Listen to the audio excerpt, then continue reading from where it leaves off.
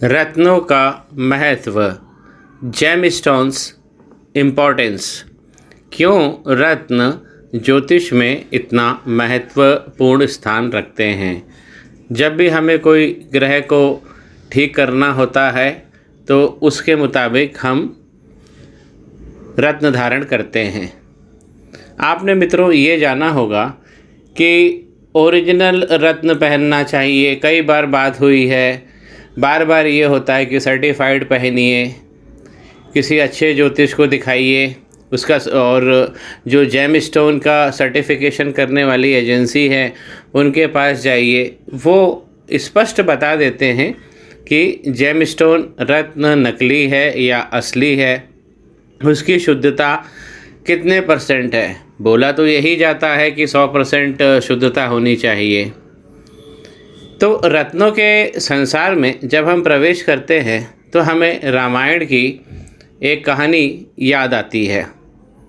रामायण में जब भगवान राम ने लंका विजय कर ली और विभीषण को राजा बना दिया, तो विभीषण समस्त रावण का खजाना लेकर भगवान राम के समक्ष प्रस्तुत हुए और उन्होंने निवेदन किया कि चूँकि आप राजा हैं और आपने लंका जीत ली है तो खजाना आपका हुआ। उस खजाने में यही रत्न हुआ करते थे और शाही पोशाक भी हुआ करती थी। रावण ने बहुत सारे दिव्य रत्नों को, पोशाकों को, जिसको हम शाही पहनावा कहते हैं, अपने भंडार में बहुत बेशुमार कर रखा था। उसका खजाना छोटा मोटा नहीं था जैसा हमारे आपके बैंक में होता है, महान खजाना था और वो हर खजाने को अपने कोषालय में जमा करवा लेता था। विभीषण समस्त कोषालय को लेकर भगवान श्री राम के सम्मुख प्रस्तुत हुए और उनसे निवेदन किया कि चूँकि आपने लंका विजय कर ली है तो ये खजाना आपका हुआ। तो भगवान राम ने बोला कि नहीं, मैंने आपको राजा घोषित कर दिया है, ये आपका हुआ।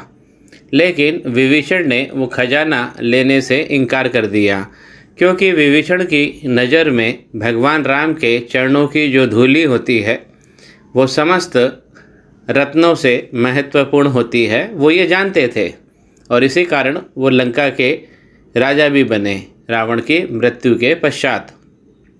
तो जब भगवान विभीषण भगवान राम के सम्मुख प्रस्तुत हुए और उन्होंने बोला कि ये खजाना मैं नहीं रख सकता हूँ और खजाना तो विजेता का ही अभिन्न अंग होता है, तो इसे आप अयोध्या ले जाइए।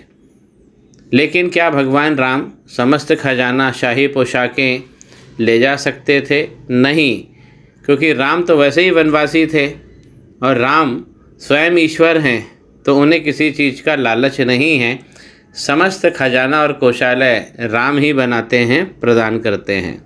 उन्होंने विभीषण को आदेश किया कि इस समस्त खजाने को ले जाओ और जो युद्ध क्षेत्र जिसमें लंका युद्ध हुआ था उसमें फेंक दो, इसमें बिखेर दो। विभीषण ने यही खजाना और शाही पोशाकें श्रीलंका के युद्ध क्षेत्र में पुष्पक विमान पे सवार होके बिखरा दिया।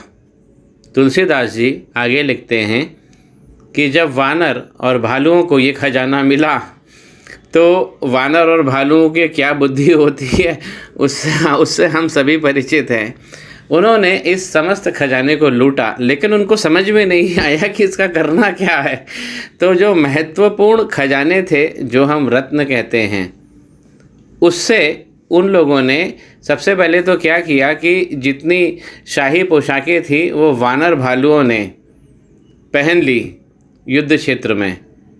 और जब वो युद्ध का हर्षोल्लास कर रहे थे, युद्ध जीत का हर्षोल्लास कर रहे थे, तो उस समय ये खजाने का बिखराव हुआ उस क्षेत्र में और वानर भालुओं ने उन शाही पोशाकों को धारण कर लिया, क्योंकि जगह जगह पड़ी हुई थी। और इन रत्नों से उन्होंने एक कंचे का खेल जो बच्चे खेलते हैं, जिसे कहीं कहीं भारत में अंटी खेलना भी कहा जाता है, तो इन रत्नों से उन्होंने कंचे खेले एक दूसरे के साथ, और हार जीत का जो मुकाबला होता है कंचे में, तो सर्वप्रथम कंचे का खेल रत्नों के साथ, रत्नों को, महान रत्नों को कंचे बनाकर वानर भालुओं ने एक दूसरे के साथ कंचे खेले, और वही कंचे या अंटी खेलना जिसे हम कहते हैं, समस्त भारत में छोटे बच्चे खेलते हैं। ये तुलसीदास जी इस रामायण कांड में आगे लिखते हैं कि उनको समझ में नहीं आया कि अंटी खेलना चाहिए या नहीं खेलना चाहिए। कुछ समय पश्चात उन वानर भालुओं ने उस शाही पोशाकों को और बहुमूल्य रत्नों को वापस रण क्षेत्र में फेंक दिया और भगवान राम के सम्मुख प्रस्तुत हुए। हालांकि जब वो ये कंचे अंटी खेल रहे थे शाही पोशाक पहन के, आप समझिए रावण ने ये खजाना बहुत मेहनत से बनाया था, लेकिन जो वानर और भालू थे उन्हें ये सौभाग्य प्राप्त हुआ भगवान राम की कृपा से कि उन्होंने उस शाही पोशाक को धारण किया और युद्ध क्षेत्र में विजय की जीत मनाते समय कंचे खेले। भगवान राम ने जब ये सब चीज़ देखा तो वह मुस्कुराकर दूसरी तरफ चल दिए। यही रत्न जो कंचे खेले थे वानर और भालू, आज हम श्रीलंका की धरती पर बहुमूल्य और शुद्धता के रूप में पाते हैं, अपने हाथ में पहनते हैं, अपने जीवन को अच्छा करते हैं, ग्रहों को बल देते हैं। भगवान राम ने हमारे लिए ये वानर और भालुओं के द्वारा कंचे खिलाकर, अंटी खिलाकर पूरे रण क्षेत्र में, पूरे श्रीलंका में ये जेम स्टोन और रत्नों का संसार बिखेर दिया। आज हमें कोटि कोटि ज़मीन के नीचे से मिलता है। ये है रत्नों का संसार। उन्होंने इसीलिए ये सब बिखराव करवा दिया कि आगे जाकर मनुष्य इनको अपने हाथों में धारण करेंगे, और जिस प्रकार भगवान राम की जय और विजय, मंगल जो प्राप्त किया था, इसी रत्नों के द्वारा हम सर्वत्र जय और मंगल को प्राप्त करें।